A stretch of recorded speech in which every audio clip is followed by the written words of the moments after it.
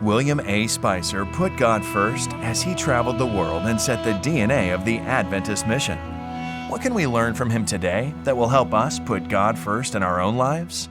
Spicer was only 22 years old when he sailed to England to establish the work of the church there.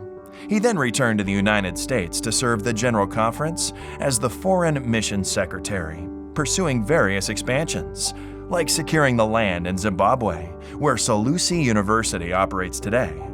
In 1898, Pastor Spicer was called to go to India, and at that time, he was one of the only 3 ordained Adventist ministers in the whole of Southern Asia. Returning to the United States in 1902, Spicer became the Secretary of the General Conference. One of the major responsibilities of the Secretariat is sending missionaries abroad, a difficult task involving a lot of logistics, which Spicer did for 20 years. Spicer created the infrastructure that allowed the Seventh-day Adventist Church to expand. Then, God called him to be the president of the General Conference for 8 years. Despite the difficult traveling conditions of his time, he didn't back down from his call and traveled internationally in almost every year of his ministry.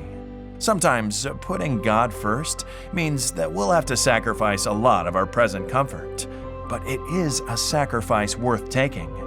The Seventh-day Adventist Church still sends and supports hundreds of missionary families, bringing the Adventist message to every tribe, language, and people group. Spicer created this infrastructure for the mission, but you and I can maintain it through our tithe and promise. Promise is our regular and systematic offering, given to God as a determined percentage of every income or increase in recognition of His provision. William A. Spicer put God first year after year throughout his life.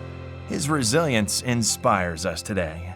Jesus gave up everything to redeem us, and His love compels us to put His kingdom first in our own lives. As we return the tithe and our promise offering, we are challenged to put God first.